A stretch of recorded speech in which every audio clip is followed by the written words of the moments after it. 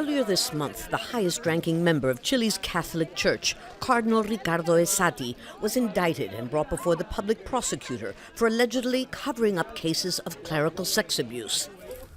38-year-old Isaac Givovich couldn't believe his eyes. He's one of scores of former Catholic school students who say they were abused by priests. His case from the age of 6. I never thought they would touch the hierarchy of the church, much less bring in a cardinal to testify. It's an achievement just to know that a prosecutor has dared touch him. The cardinal is the most prominent casualty in the widest clerical sex abuse investigation in Latin America, the world's most Catholic region. The cardinal's right-hand man, Father Oscar Muñoz, is under house arrest, awaiting trial for rape and sex abuse. I never thought I would see the church's chancellor handcuffed for abusing 5 children. 3 of them his own nephews. It's despicable.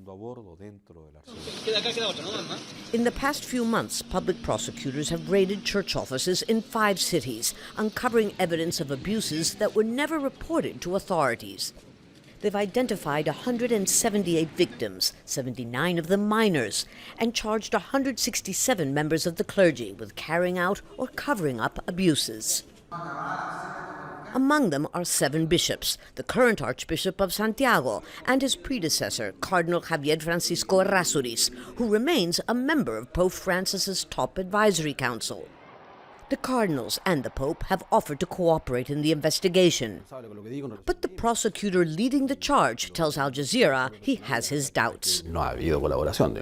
There's been no cooperation, understood as voluntarily providing evidence or information, and we're still waiting for the Vatican to send information we requested, so we haven't seen an attitude of active collaboration from the Vatican either.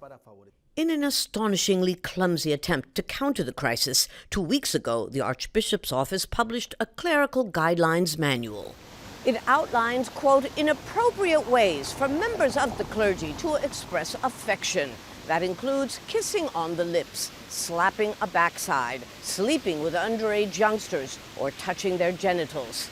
It caused such an immediate outcry that the Archdiocese was forced to remove the manual from its webpage and apologize. Too late to prevent further discredit to the once all-powerful institution.